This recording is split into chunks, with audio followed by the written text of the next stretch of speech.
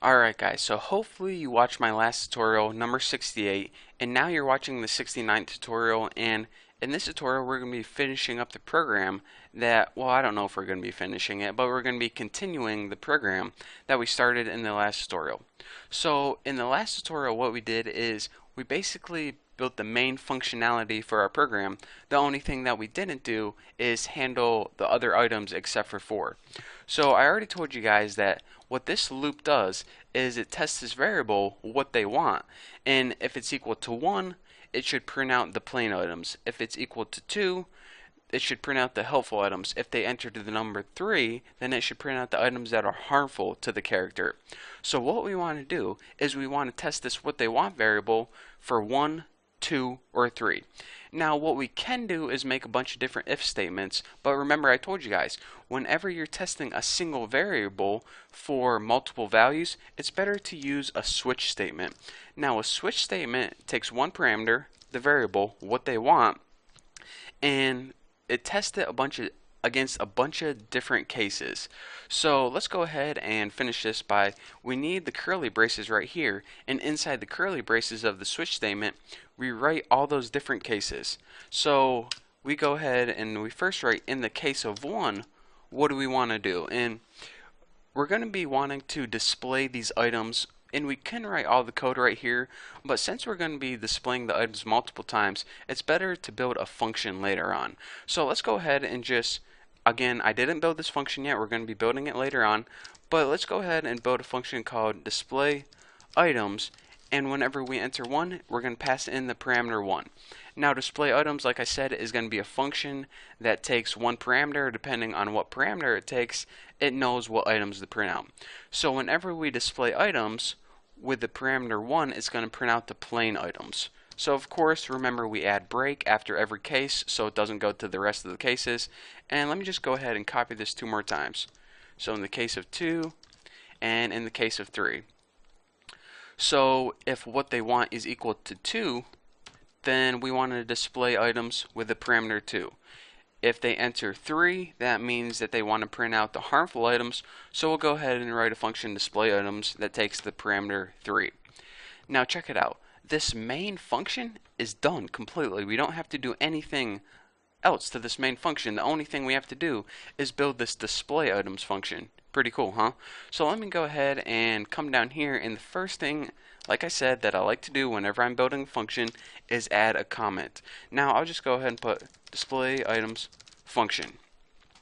Now this function, it's only going to print out stuff on the screen. That's its only job, to display items. So let's go ahead and make void as a return type. We're not getting any information back. It's just going to print out something. It's just going to, do the dirty work for us.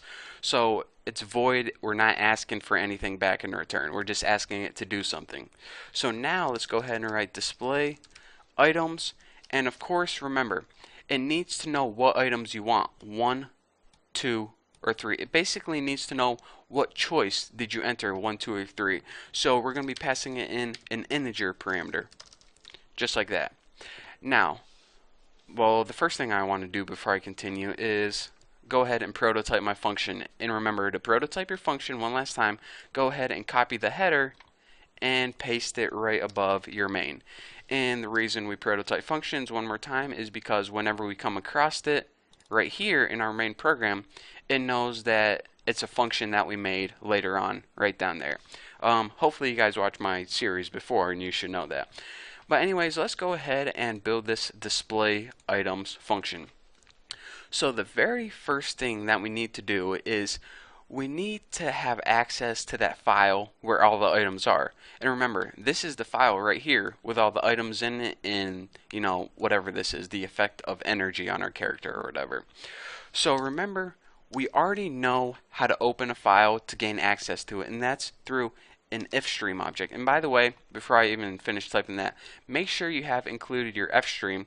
This is pretty much the header file that allows you to have access to the files. So in order to read information from a file, we need to make an if stream object. And just go ahead and name your object, objects file. By the way, I named this file objects, so that's why I'm naming this objects file. And of course, we can put this on two different lines, but it takes the optional constructor of what file do you want to associate this object to. And we want to associate this object with a objects.text file. That's the text file that I just showed you guys. Now after this, we need to make two variables. The first variable is going to store the name of the object, and the second variable is going to store, the power or the energy, whatever you want to call this thing. I'll call it power.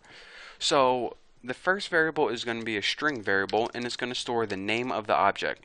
The next variable is going to be a double variable, and this is going to store the power of the object. So now what we can do is, the first thing we want to test is, what choice did they enter? So we're going to be making a bunch of different if statements. We can make a switch statement, but I think if will look a little bit neater. So we'll say, alright, if the choice they entered, which is X, is equal to 1, then check it out. That means that they want to display the plain items. In other words, they want to display the items that has 0 effect on our character. So if the choice they entered is equal to 1, what do we want to do? Well, we want to go ahead and first, here's what we're going to do. We're going to loop through each object. We're going to loop through this one, then this one, then this one, then this one. Each time we loop through, we're going to want to check if the power is equal to 0. If the power is equal to 0, then we're going to want to go ahead and print it out. So it's going to say, alright, loop through this one, print it out. Loop through this one, don't print it out, don't print it out, print it out, print it out, So that's what it's basically going to do. So the first thing we need to do is loop through each object. And in order to do that, if you remember from, let's see, I want to say 2 tutorials ago, we can just go ahead and make a while loop. And in this while loop, just go ahead and write, come on, there we go. I was waiting for it to pop up. Go ahead and write your object file, and then go ahead and we're going to store the first thing in name, and we're going to store the second thing in power.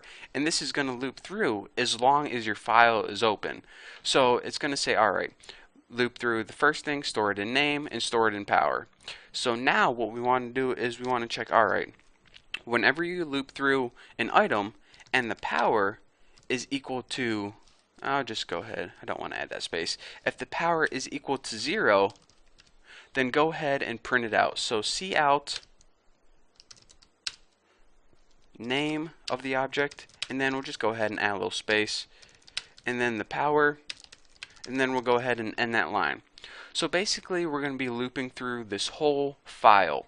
Whenever it gets to an item where the power is equal to 0, print it out on the screen. Now let's go ahead and copy this 2 more times, and we'll say, alright, remember X is the choice that they entered. So if they entered the choice of number 2, then they want to print out the helpful items, just like that. So whenever they want to print out the helpful items, we know that the power must be greater than 0, because remember, a helpful item is like a candy or a soda, where the power is greater than 0. So what this is going to do is, whenever they enter the choice 2, print out the items that have a power greater than 0. And whenever they enter the choice 3, print out the items that have power of less than 0. And these items are, a ninja, meth, and a dirty needle. All those items that are harmful items have a power of less than 0. Right like that. So basically, our program is complete. This is ready to run. And I know you guys are just itching for me to press this build and run button and see this program go to work, but I'm actually going to be doing that in the next tutorial, because first I want you guys to watch one of my other videos, kind of sucker you into that one, and also I'm going to be showing you guys that it does indeed run perfectly. Actually, in between these videos, I'm going to check for errors and make sure I didn't mess up anything. And I'm also going to be talking through you guys one more time to clear up any, confusing things or any questions that you guys might have. So thank you guys for watching. I cannot wait to press this button. So I guess you guys are going to have to see me press it in the next tutorial. So thank you guys. Don't forget to subscribe, and I'll see you guys next tutorial.